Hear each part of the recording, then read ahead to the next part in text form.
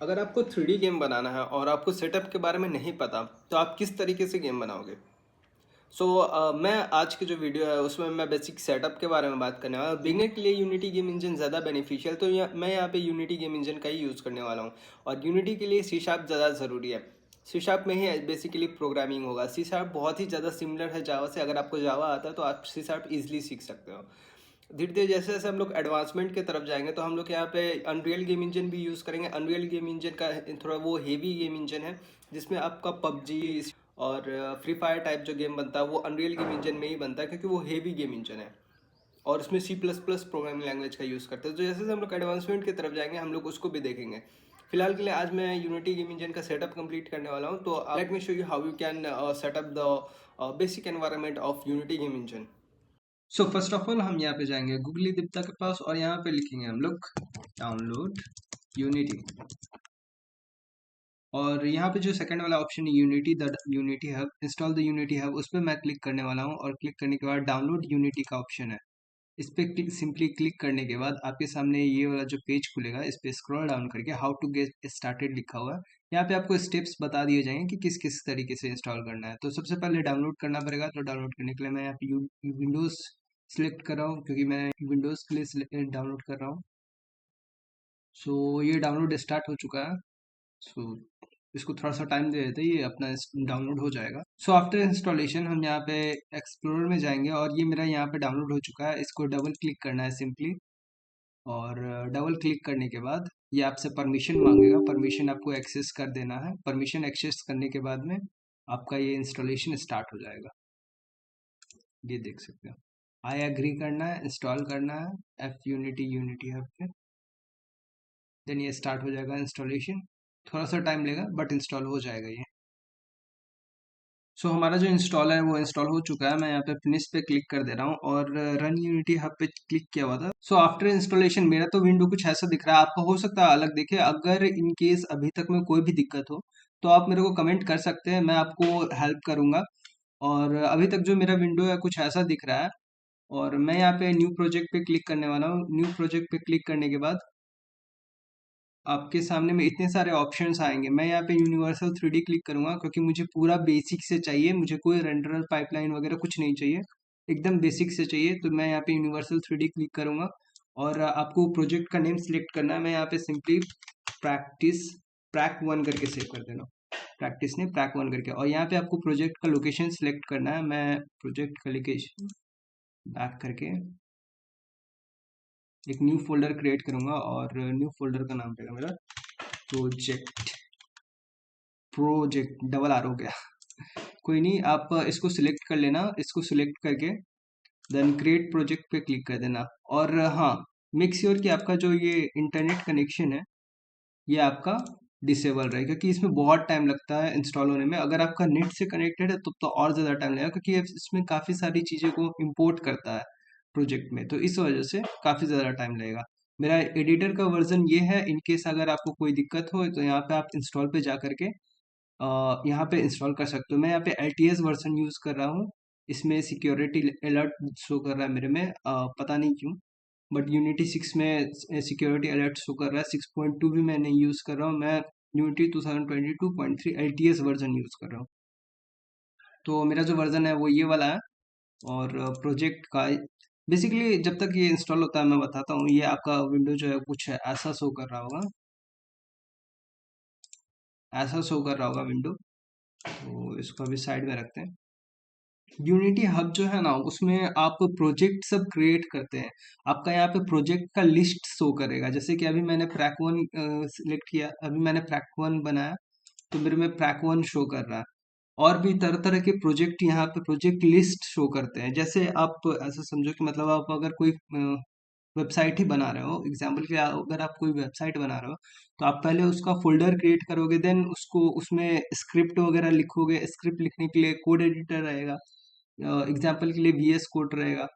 तो वैसे ही इसमें भी होता है। इसमें एक्चुअली यूनिटी हब में ना प्रोजेक्ट का लिस्ट शो करते हैं, और यूनिटी जो हो गया वो उसका एडिटर हो गया जिसमें हम लोग काम करते हैं। तो ये जो है हमारा यूनिटी हब है, जिसमें प्रोजेक्ट का लिस्ट शो कर रहा है। और ये जो इंपोर्ट हो रहा है, इंस्टॉलेशन हो रही है, सारी चीजें, ये यूनिटी एडिटर है। तो हम लोग यूनिटी एडिटर पे काम करने वाले हैं। यूनिटी हम पे सिर्फ हमारा प्रोजेक्ट लिस्ट रहेगा। तो ये यूनिटी इंस्टॉल हो रहा है। आफ्टर इंस्टॉलेशन मैं दिखाता हूँ ये कैसा दिखेगा आपको। तो ये यूनिटी आफ्टर इम्पोर्टेशन ये कुछ ऐसा दिख रहा है आपको, ये कुछ इतनी सारी विंडो वगैरह, आप डर गए होंगे कि मतलब ये क्या भयानक सी, क्या चीज है जो इतनी भयानक सी आ गई है। तो डरने की कोई बात नहीं है, ये बहुत ही इजी चीज है। तो ये जो है ये हमारा मेन विंडो है। मेन विंडो में यहाँ पे हमारा प्रोजेक्ट फोल्डर हो गया, पूरा प्रोजेक्ट विंडो इसको कहते हैं। ये प्रोजेक्ट विंडो है, ये हायरार्की विंडो है, ये सीन व्यू है, देन ये गेम व्यू हो गया, और ये इंस्पेक्टर हो गया। अब एक एक करके मैं इस सारी चीजों को डिफाइन करता हूँ। प्रोजेक्ट विंडो में क्या होता है, प्रोजेक्ट विंडो फाइल एक्सप्लोरर से डायरेक्टली कनेक्टेड होता है। यानी कि अगर मैं कहूँ यहाँ पे आप राइट क्लिक करो और शो इन एक्सप्लोरर करो, तो ये आपको एक्सप्लोरर में कुछ ऐसा दिखेगा। अब मान लो मैं यहाँ पे एसेट्स के अंदर हूँ, मैंने यहाँ पे एक फोल्डर क्रिएट करा, न्यू फोल्डर अपने ही नाम का। मैं तो अपना नाम भी ठीक से नहीं लिखता, अंकित।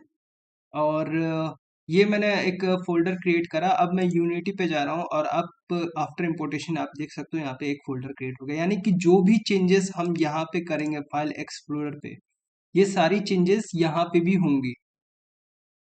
जो भी चेंजेस हम यहाँ पे करेंगे वो सारी चेंजेस यहाँ पे भी होंगे। तो हमारा जो प्रोजेक्ट फोल्डर है, प्रोजेक्ट विंडो में वही चीजें रहती है जो हम यहाँ पे दिखाना चाहते हैं। एग्जाम्पल के लिए अगर मैं यहाँ पे कोई भी ऐसा मॉडल वगैरह रखूँ, यहाँ पे कोई भी ऑब्जेक्ट, एग्जाम्पल के लिए मैं यहाँ पे बिल्डिंग रखूँ और बिल्डिंग से यहाँ पे चीजों को इंपोर्ट करूँ, तो वो चीजें यहाँ पे भी दिखेंगी। आई नो कि आपको ये समझ में नहीं आया होगा, हल्का कॉम्प्लेक्स लगा, बट डेफिनेटली अगर हम साथ बने रहें, यानी कि इस कोर्स में पूरे एक वे बाय वे अगर हम लोग देखेंगे, एग्जाम्पल के साथ पर डे अगर एक प्रैक्टिस करेंगे, तो ये इजी हो ही जाएगा। तो हायरार्की विंडो में जो हायरार्की विंडो में जो भी हम लोग को यहाँ पे दिखाना रहता है, ये हमारा सीन व्यू है। इस सीन व्यू में हमारा कुछ भी दिखाना रहा, तो वो हम लोग यहाँ पे हायरार्की विंडो पे रखते हैं। एग्जाम्पल के लिए मैं यहाँ पे राइट क्लिक करके एक 3D ऑब्जेक्ट, 3D ऑब्जेक्ट में मैं यहाँ पे क्यूब सिलेक्ट करता हूँ, तो यहाँ पे हमारा क्यूब बन गया सीन व्यू में। यानी कि जो भी मैं हायरार्की को बोलूंगा, वो उस चीज को सीन में प्रिंट करेगा। ये सीन व्यू है, सीन में प्रिंट करेगा।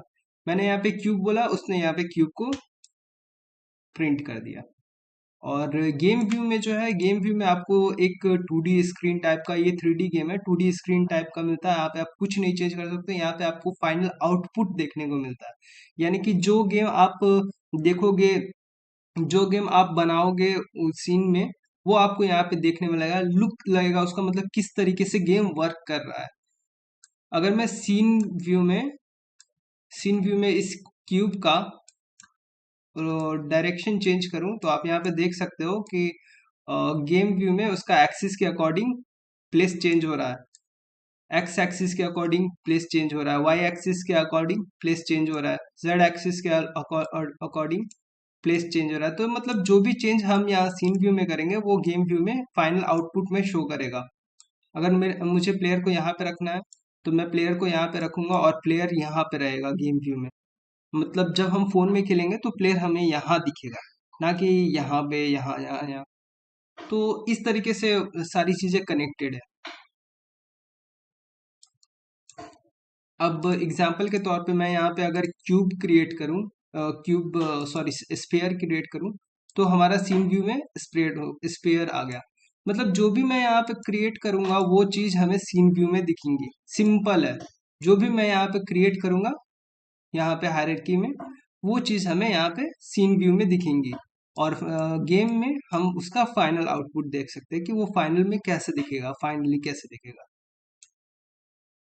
अब ये जो है, इसके साथ में यहाँ पे इंस्पेक्टर विंडो आप देख सकते हो। इंस्पेक्टर विंडो क्या है, इंस्पेक्टर विंडो में काफी सारी चीजें आपको मिल जाएंगी जो सिर्फ इस पार्टिकुलर चीज के लिए है। यानी कि ये स्फेयर है, स्फेयर में आप यहाँ पे कंपोनेंट स्फेयर कोलाइडर डाले हो, तो यहाँ पे स्फेयर कोलाइडर है। अगर मैं यहाँ पे बॉक्स को क्लिक करूँ, तो यहाँ पे बॉक्स कोलाइडर आएगा। यानी कि जो भी चेंजेस, जो भी ऑब्जेक्ट मैं सिलेक्ट करूंगा, वो पार्टिकुलर ऑब्जेक्ट का यहाँ पे चीजें शो करेंगी। ये सारी कंपोनेंट्स है, सारी के सारी कंपोनेंट्स है। स्फेयर है, मेश फिल्टर, मेश रेंडरर, ये सारी चीजें कंपोनेंट है। कंपोनेंट बेसिकली एक ऑब्जेक्ट के लिए काफी ज्यादा फ्लेक्सिबल बनाता है उसको यूज करने के लिए। अब यहाँ पे रिजिड बॉडी एक कंपोनेंट है, रिजिड बॉडी भी है जिसका मैं काफी ज्यादा यूज करूंगा। रिजिड बॉडी बोल के, ये रिजिड बॉडी कंपोनेंट है। ये क्या करता है कि इस प्लेयर में mass, drag, angular drag, automatic centre of automatic centre of mass, ये सारी चीजें ऐड करेगा। ग्रेविटी ऐड करेगा। अब ग्रेविटी इन सेंस आपको मैं बताता हूँ।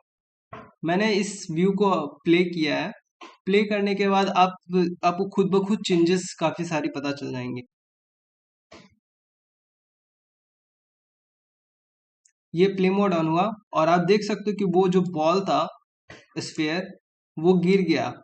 वहीं ये जो हमारा बॉक्स है, ट्यूब है, ये ऐसा ही क्या ऐसा ऐसा क्यों हुआ? क्योंकि वो जो था उसमें हमने ग्रेविटी लगाया था। वो जो स्फीयर था, स्फीयर में हमने यूज ग्रेविटी का यूज किया था। वहीं अगर मैं यूज ग्रेविटी का यूज नहीं करता तो वो गिरता नहीं। अभी भी वो गिरे जा रहा है, इसलिए यहाँ पे वाई एक्सिस पे चेंजेस हो रही हैं।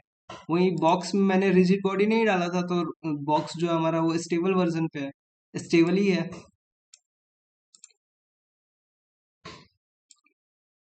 तो ये हो गया हमारा सीन, ये हो गया गेम व्यू, ये सीन व्यू, ये गेम व्यू। गेम व्यू में फाइनल आउटपुट देखते हैं। हायरार्की में जो भी हम लोग को प्रिंट करना रहता है सीन में, वो हम लोग हायरार्की में ऐड करते हैं। और यहाँ पे जो प्रोजेक्ट विंडो है, प्रोजेक्ट विंडो में चीजें हम ऐड करते हैं। जैसे अगर मुझे ऑडियो रहा या फिर टेक्स्ट कुछ ऐड करने रहे, वो सारी चीजें मैं यहाँ पे लिखूंगा। वो सारी चीजें मैं यहाँ पे करूंगा, वो यहाँ पे प्रोजेक्ट पे स्टोर्ड रहेगा।